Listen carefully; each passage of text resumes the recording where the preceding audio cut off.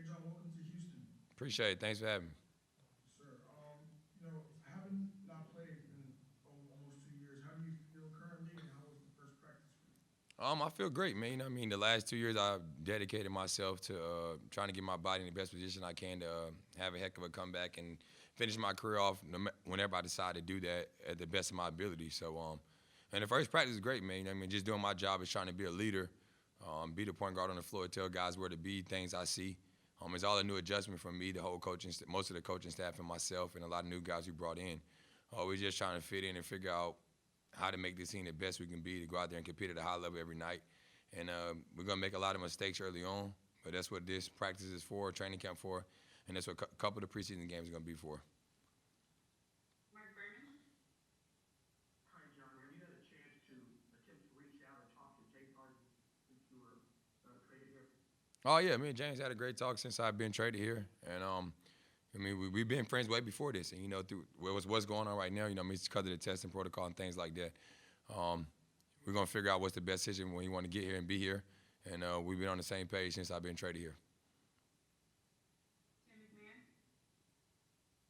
Following up on that, what is your read, having talked to James about his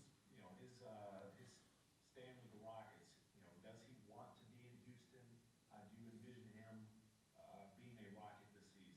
For sure, that was the main reason why. Talking through the whole process of what was gonna happen with this trade, if it happened or did not happen, is one of the reasons that we wanted to play together. So I have high ability and 100% effort that he wants to be here and be a part of this organization and see what happens with this team and see where we can go. Adam Spolane. John, DeMarcus the other day talked about how you two have kind of been dreaming and planning out ways to be able to play with each other again. What's it like to now be able to share a locker room again? It was dope, man.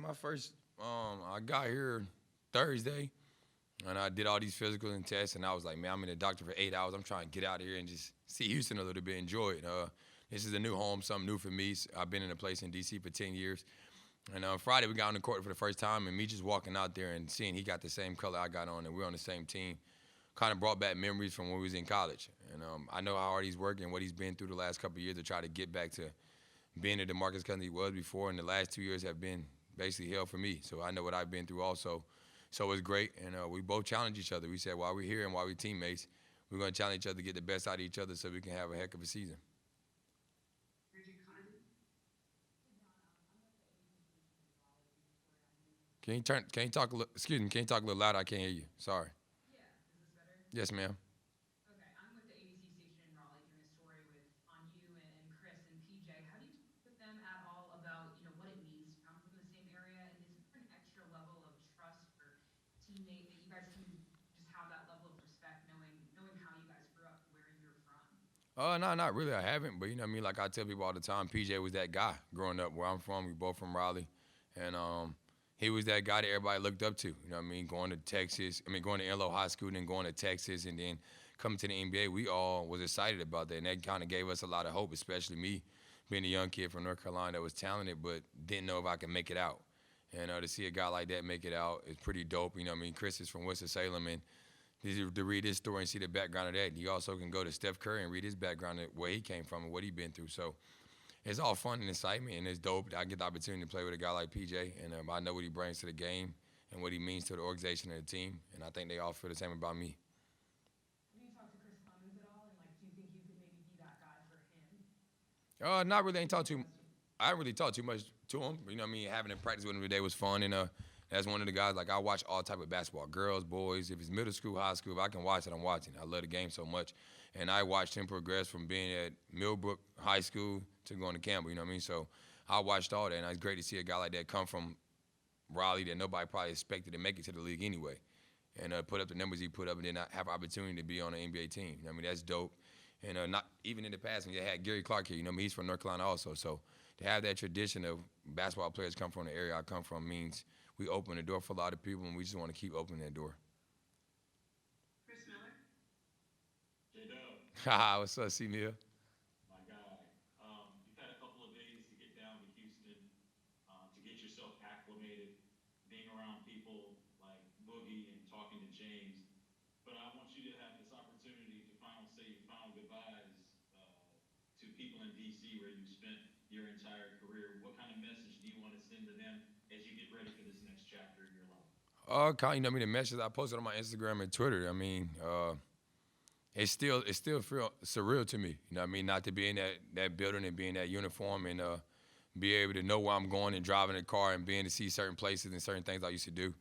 I think I did it the best way I could to try to go say my goodbyes to everybody that showed my respect and supported me through my 10 years being there. Like I said, June 25th, 2010, when I first got off that limo and walked on the red carpet and walked into that, it was the Verizon Center then, but now it's the Capital One Arena.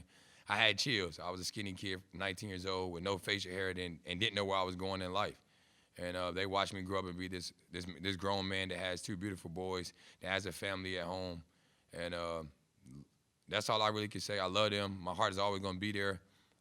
The way I touch the fans, the way I touch the community, that still exists to this day, and it will exist till the day I'm off this earth. I wish that whole team, the organization, the best of luck this year. But my main focus is with my new team, the Rockets, and what I'm trying to accomplish is come back and be an all-star player and be that player that everybody feel like I don't have no more. So I ain't saying a goodbye. I'm really just saying a thank you because I'll be back there. John Dula.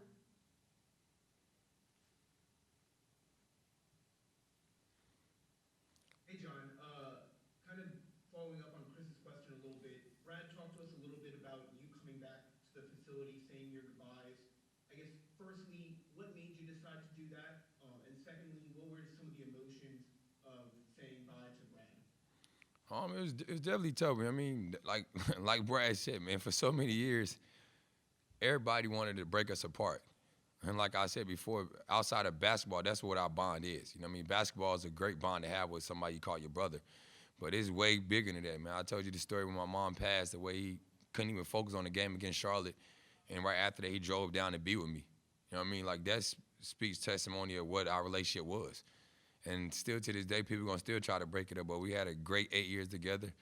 Like I told him, I talked to him since I've been here. I told him I wish him the best.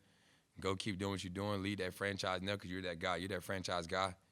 This is what the organization wanted. And, I mean, I can't take that away from him because he's earned that. He's one of those superstar players. And I'm still going to vouch for him no matter what. And that's what it is. Thanks, John. Good luck to you. Thank you. Simone Ali. John, you were once someone who was an all-defensive team guy. Coming off this injury, do you see yourself getting back to that level, and do you see that as an area you can help this team? I'm coming back on all levels. That's all I'm going to say. So, yeah, I can help this team. Jonathan Bacon. John, having heard for years what DC meant to you, what you meant to DC, to decide that this was the right thing for you at this time of your career, if that is how you felt, what made this the right thing, knowing how much you had to leave behind to make a move? It wasn't never mine. You know what I mean? My heart and my soul was with that organization. The hard work and dedication and sacrifice I made the last 2 years was with that organization. My whole mindset was coming back from Miami from working out in the summers to get back to DC and prepare myself for a season. I never thought this would happen. It's a part of business. It's a part of life. God throws his toughest battle to his strongest people. All I did was put the work in and left it in God's hands. And this is the next step he wanted for me and the chapter that he has for me. And all I can do as a young man is embrace this and move forward with life. Thank you. Jerron Solomon. Hey, John, man, welcome to Houston. A couple of things. One of them real quick. How long have you been back to 100%? Since like March, right before the bubble hit. I mean, I was playing pickup with the go-go team in DC, our G League team, and then I had the opportunity to practice with the team a little bit, and just the excitement I was bringing there was fun for me. And it was just a moment we played like a 3-on-3, 4-on-4 in Golden State in the Bay Area, and I was doing certain things that I did before, and I was like, yeah, I'm back. All right, cool. And you played for several coaches in your career, I know. What are your initial takeaway from meeting Stephen Silas and being around him for a little bit anyway? It's great. It's all new. You know what I mean? Like I said, everything is new to me. It's only my 4th day being in Houston, my 4th day being out of the place where I was for 10 years. And I'm still just embracing it. I mean, but the most important thing for me I was excited about was to get on that court today and get through a training camp practice. I haven't done that in 2 years, and that was fun. It was exciting. He seemed like a heck of a coach, some guy that's straightforward, not going to sugarcoat it. He telling us what he wants from us, and he's also let me be a leader out there and to orchestrate what I know and what I think is best for the team and what I've seen in my 10 years been in the league, going in my 11th year. And that's a fun thing to have when you have the opportunity to have a voice from day one, and that's what leadership is about, and that's something that I'm gonna embrace, and that's something I'm trying to bring to this team. We have time for two We'll, more. we'll take two more. Ali Khanpajani. John, welcome to Houston. In recent interviews you've done before the season while you're rehabbing, you mentioned improving as a three-level scorer, primarily with pull-up threes and going to your right. How will that further elevate your game and allow you to better complement James? Just play basketball. You know what I mean? That's one thing I'm gonna do. I'm gonna be John Wall no matter what when I get on that court. But at the same time, me being out and me just looking at how much longer I want to play and what I feel like I can improve on, I'm able to do certain things that I wasn't able to do before when I was injured and playing through certain things. So that's when I felt like my game was going to evolve because I'm finally healthy and don't have those little nagging injuries that I was dealing with over the last 6 to 7 years that people will finally get to see at some point of what I was playing through and what I was going through. And to be doing what I was doing on one leg basically lets me know how special I am. And last question, Brian Teasman. Hey, John, having spent your career in the Eastern Conference, out of all the changes that you're dealing with, one of those is changing over to the West with the Lakers and the Clippers and the Nuggets and all these contending teams. What's that like to change conferences, have everything else going on, but knowing that you're joining a team that's not just trying to make the playoffs, but trying to take the next level and being part of that in the Western Conference? It's definitely fun. We know how competitive the Western Conference has been for years, but the Eastern Conference have gotten better too at the same time. But it's just simple as this. Like, I'm used to seeing those guys 2 times. They're used to seeing me 2 times. Now I got to see you 4 times. Now you got to see me 4 times. So lace your boots up and get to it. That's all we can do. Thank you, John. All right, thank y'all. Y'all have a great day.